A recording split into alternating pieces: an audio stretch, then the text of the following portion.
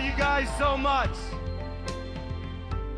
Well, the sports world today is mourning the loss of longtime Colts owner and CEO Jim Irsay, who died yesterday at the age of 65. The team announcing that he passed peacefully in his sleep. As we welcome you to NFL Live, I'm Hannah Storm, and on NFL Live today we'll talk about the considerable legacy of Jim Irsay, a man remembered for taking over the franchise at a young age. It was his family business and creating a team that has had an indelible impact upon the city of Indianapolis.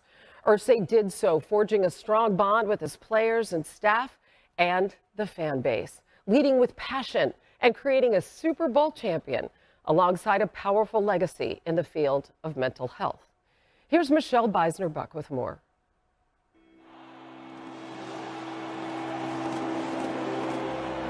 World champions for the first time since 1971. The image of Jim Irsay hoisting the Lombardi Trophy after the franchise's victory in Super Bowl 41 could be one of the proudest moments of his professional life.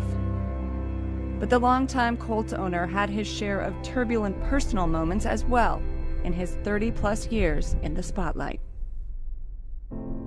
Jim's father, Robert, purchased the Colts in 1972, and after he infamously moved the team from Baltimore to Indianapolis in 1984, the elder Irsay named his son as general manager.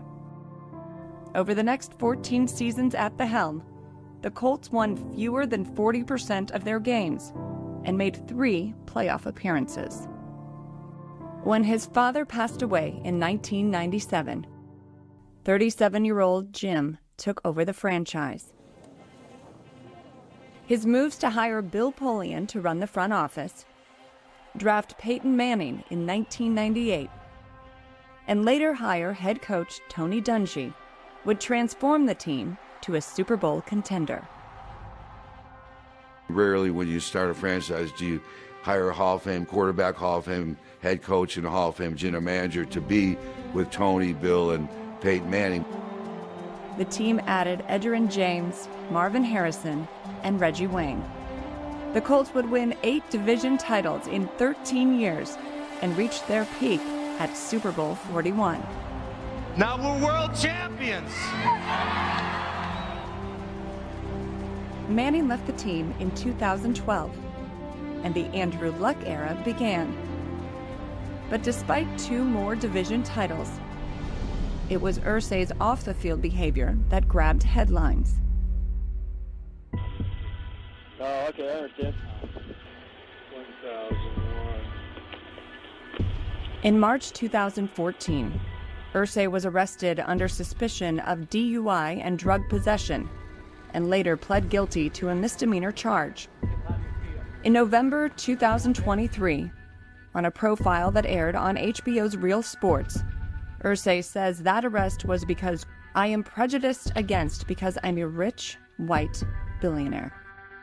The same interview detailed Irsay's addiction to alcohol and drugs. He says he entered rehab at least 15 times and quit drinking in 2002.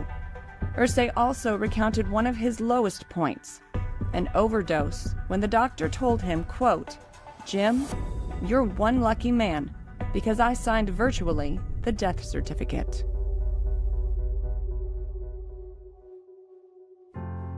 I'm in it for the journey. I'm not big on destinations. This journey, keeps going, and I'm all in for it.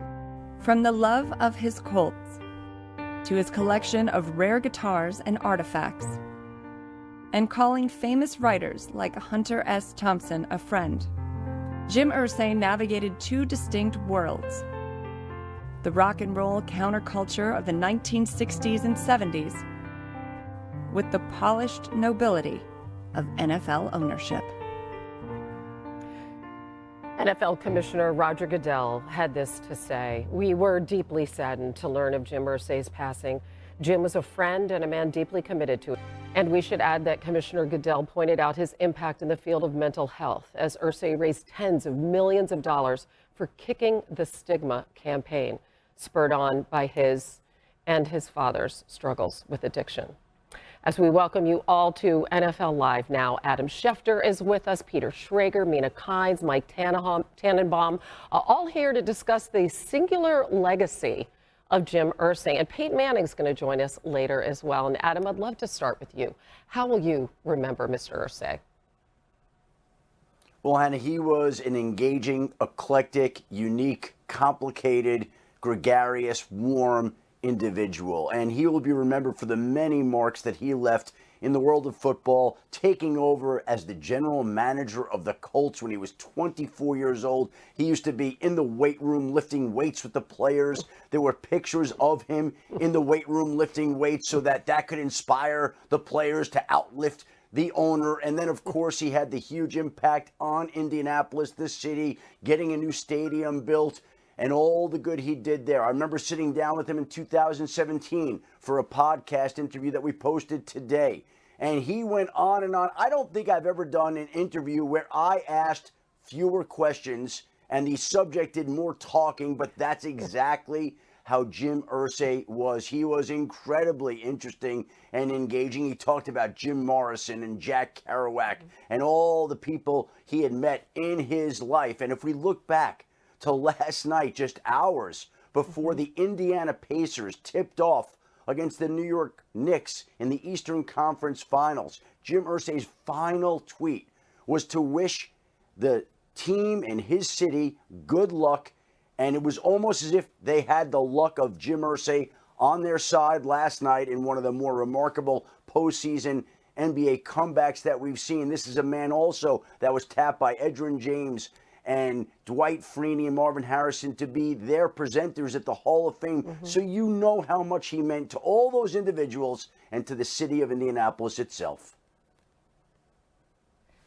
I mean, so many people can speak more holistically to who he was as a person, what he meant to his players. I'm really looking forward to hearing from Peyton in that respect. I'll just speak to something he did that I think was integral to the reputation of the league that we all cover, and that was 3 years ago when he became the first owner to publicly state, breaking ranks in the way and doing so, that there was merit to removing Dan Snyder as the owner of the Commanders. For those who have forgotten, Snyder at that point had faced allegations of overseeing a toxic workplace, sexual harassment himself, financial impropriety, would later pay fines for that. But up till that point, no one in that close-knit circle of owners had ever said anything publicly like that. And I think the fact that Jim Irsay did so just reflected who he was, which was a true original and someone who was always willing to speak his mind.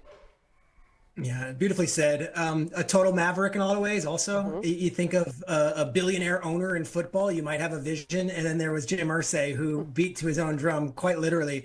I had a good relationship with Jim Irsay, covering the NFL for many years and coming to Indianapolis quite a bit. And I always remember going and speaking with him, whether it's at a game on the sidelines or at a league